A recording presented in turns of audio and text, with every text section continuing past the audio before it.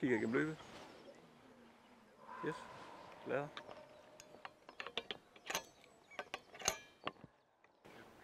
Op i klarstilling. Yes. Og når du er klar, så... Klar.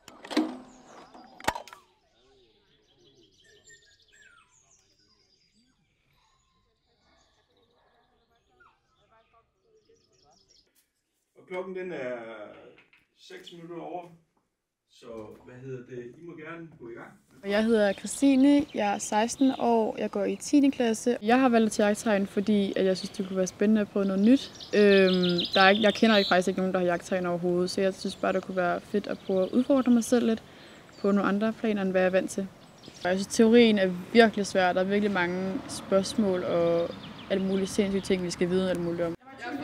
Jeg skrev også krikkeren, men jeg kan huske, om det var knarren eller krikkeren, der var grøn, så jeg tænkte, at jeg tager. Jeg kan huske, at I begge to grønne. Det var vist noget af det, så tog mig på.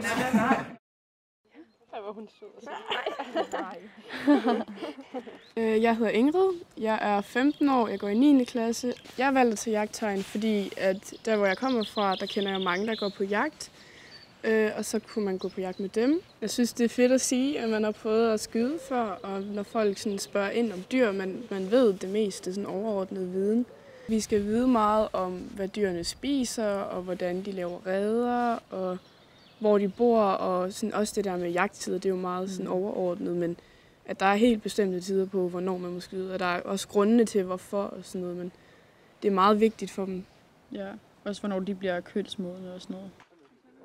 Gud, hvor han vågen. Nå. Så jeg tænker, at det er blevet meget mere normaliseret, at kvinder kan lige så meget, som mænd kan, også på sådan ting, der er meget mænd-domineret. Og så jagt er jo en af dem, og jeg tror, der er flere, der har fundet ud af, at der faktisk også er noget sådan præcision og noget lidt mere fint i det der med at skyde. Man skal kunne ramme ordentligt, og han vil sådan, ja, videnskab om det. Men nu er der så flere og flere, der får øjnene op for det, at man faktisk også er god til det som kvinde. Ved vi signalerer, at vi gør sådan her. Kan I se det, så falder patronerne ud. Det er også en måde, og så samtidig med, så kan man se også, om der er noget i geværet løbet, ikke også? Fordi har man kommet til at falde, og så slå løbet ned i, så kan det faktisk forårsage en løbspringen, ikke også? Så det er derfor, vi hele tiden kontrollerer, hvad det er, vi gør med geværet, ikke også? Det er vigtigt. Vil du skyde? Den derovre? Ja. Nej. Jeg hedder Karoline, og jeg går også i 10. klasse. I dag der prøvede jeg også noget med afstandsbedømmelse.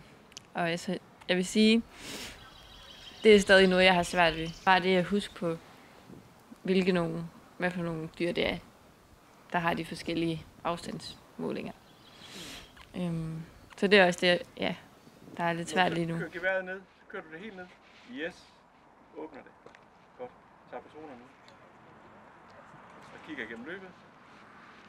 Rigtig godt. Helt op i det kamera. Yes, og ned. Åbner geværet.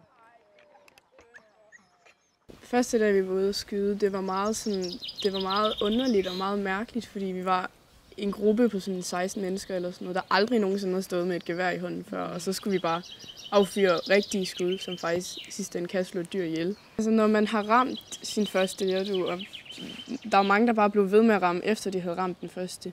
Det var sådan helt underligt, fordi man fik en eller anden følelse af, okay, jeg kan godt skyde dyr, når jeg får jagttegn.